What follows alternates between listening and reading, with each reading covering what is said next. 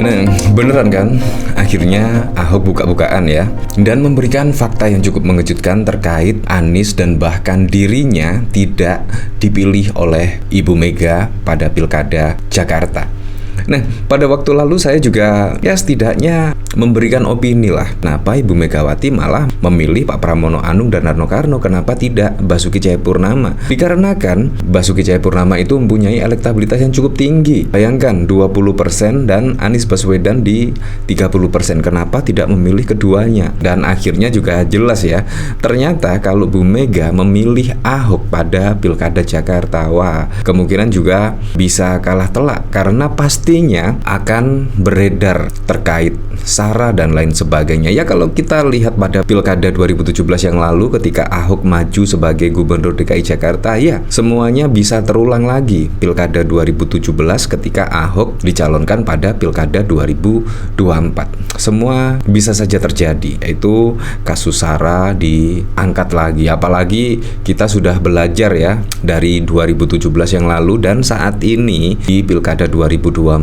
tiba-tiba ada yang kepleset. Setidaknya Suswono, bayangkan itu Suswono. Bayangkan kalau Ahok misalkan, pasti juga akan dibantai pada Pilkada 2017 ya. Nah, di sini bahkan Ahok mengungkapkan kenapa Anies juga tidak dipilih oleh PDIP, dan ternyata Anies itu tidak pernah masuk dalam rapat apapun di internal PDIP. Dan Ahok pun mengatakan bukan karena Ahok, Anies akhirnya tidak maju pada Pilkada Jakarta dari PDIP. Jadi bukan karena Ahok, padahal kalau kita lihat isu-isunya itu Ahok akan mundur bila Anies Baswedan dipilih oleh Bu Mega menjadi calon gubernur Jakarta dan lain sebagainya. Isu pada waktu lalu juga sangat santer terdengar ya. Nah, ini dari kompas.com.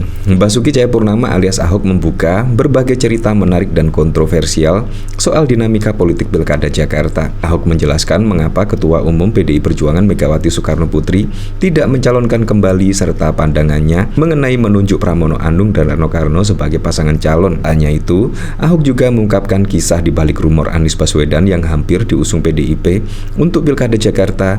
Bagaimana pandangan Ahok soal manuver politik ini? Nah, kalau kita lihat dari pemberitaan di sini ya, Megawati sadar Ahok akan dibantai maju pada Pilkada Jakarta. Wah, jadi apa yang dilakukan Bu Mega sangat keren sekali. Padahal saya pada saat lalu ya, ketika Ibu Mega mengumumkan nama Pramono Anung dan Rano Karno yang akan dimajukan pada Pilkada Jakarta, itu saya sangat pesimis sekali. Apakah Pramono dan Rano Karno itu bisa memenangkan setidaknya menjadi gubernur Jakarta? Itu bahkan pesimis, dan tidak hanya saya saja yang pesimis, bahkan dari warganet khususnya di Twitter bahkan juga mengutarakan kecemasan hal yang sama. Apakah bisa Pak Pramono Anung dan Rano Karno menang pada Pilkada Jakarta? Tetapi kenyataannya saat ini pilihan Ibu Megawati sangat tepat sekali, sangat tepat, karena semakin hari elektabilitas dari Pak Pramono Anung dan Rano Karno itu semakin naik, dan bahkan saat ini dari hasil lembaga survei dimanapun itu bahkan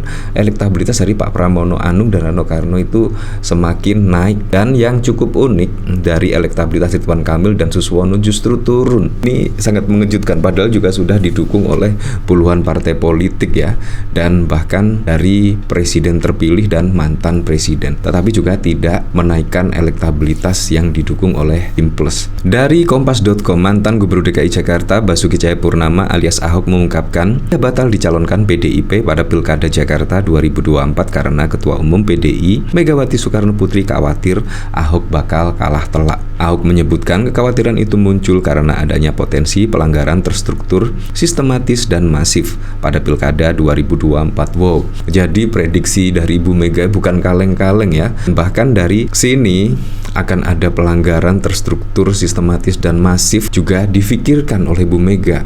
Bagaimana caranya bisa memenangkan pada Pilkada Jakarta? Ya, kalau kita flashback ke belakang ya, pada Pilpres yang lalu Anda lihat sendiri ya, sangat masif, terstruktur dan lain sebagainya. Apakah itu akan berlanjut ke Pilkada? Ya, semua antisipasi yang dilakukan Bu Mega menurut saya sangat jenius dan sangat keren. Semuanya belum terfikirkan soal hal ini. Bu Mega bahkan juga sudah berpikir ke arah sini. Menurut saya sangat keren, dan akhirnya juga apa yang diputuskan oleh Bu Mega saat ini juga membuat kejutan, membuat surprise, karena pasangan yang didukung oleh Bu Mega pada pilkada serentak besok khususnya di Jakarta itu elektabilitasnya semakin hari semakin mentereng. Ibu Mega itu pertama mau saya maju di pilkada Jakarta, dia mau fight, namun kemudian hasil TSM yang seperti itu beliau putuskan enggak boleh, sudah pasti dibantai, ujar Ahok dalam program Gaspol pada 15 November. Sebagai gantinya, Megawati meminta Ahok untuk fokus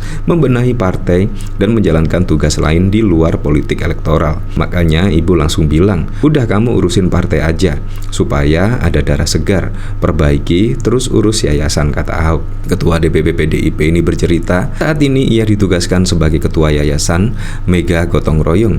Saya baru tanda tangani notaris, saya ketua yayasan Mega Gotong Royong yang membawahi kapal dan segala macam di sekolah pelatihan advokasi, ujar dia. Meski begitu, Megawati tetap menyemangati Ahok untuk kembali bertarung di masa mendatang. Pak Ahok masih muda kok, 5 tahun lagi masih bisa.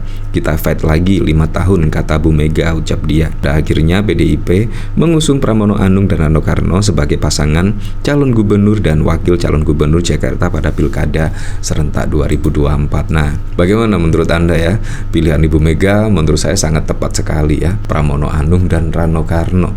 Ya, kalau kita lihat dari rekam jejak Pak Pramono Anung itu sangat dekat sekali ya dengan mantan Presiden Joko Widodo, dan bahkan juga dari Pak Prabowo Subianto. Dan ternyata juga dari pengakuan Ahok ini, ternyata Pak Pramono Anung itu sudah mengajukan permintaan mundur, tetapi oleh Presiden Joko Widodo pada saat lalu itu tidak diperbolehkan untuk mundur. Ini juga pengakuan yang cukup mengejutkan sekali ya.